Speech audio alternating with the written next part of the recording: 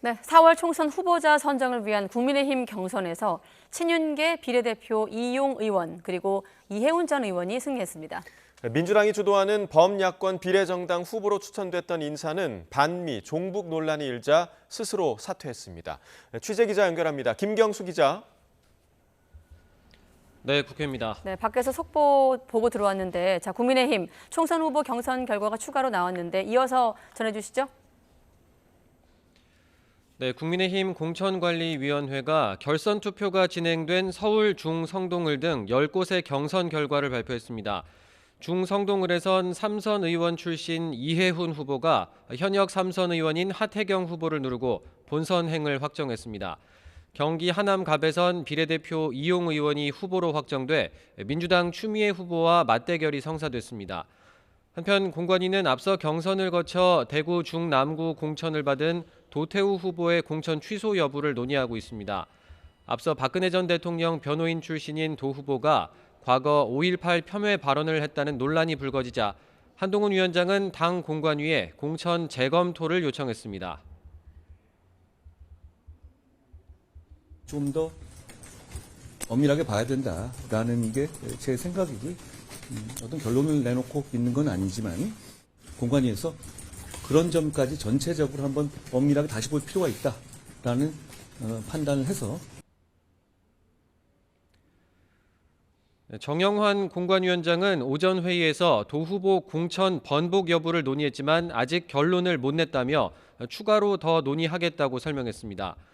한편 국민의힘은 한동훈 위원장이 총괄 선대위원장을 맡고 나경원, 안철수, 원희룡, 윤재욱 공동위원장 체제로 선대위를 꾸린다고 발표했습니다.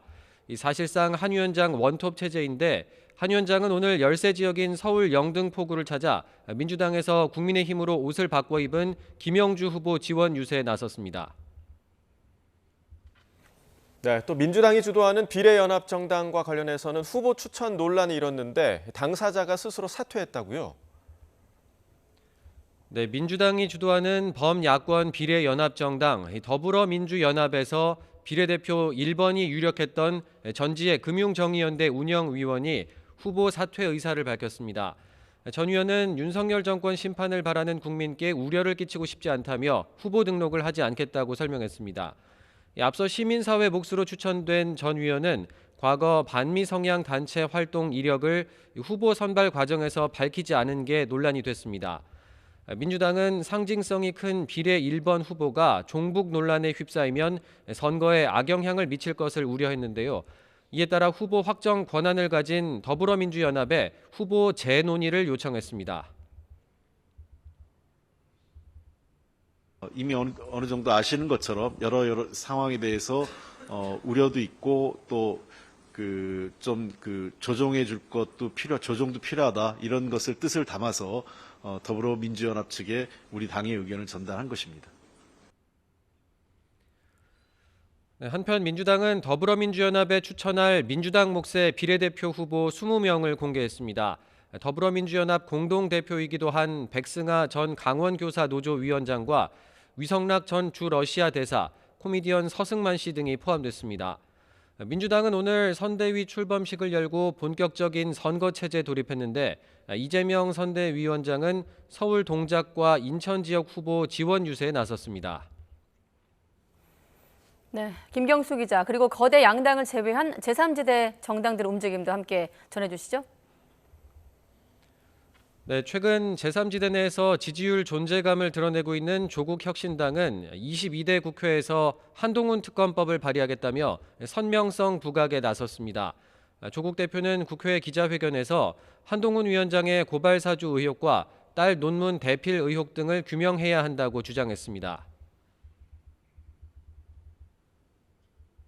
조국혁신당은 22대 국회 첫 번째 행동으로 한동훈 특검법을 발의하겠습니다.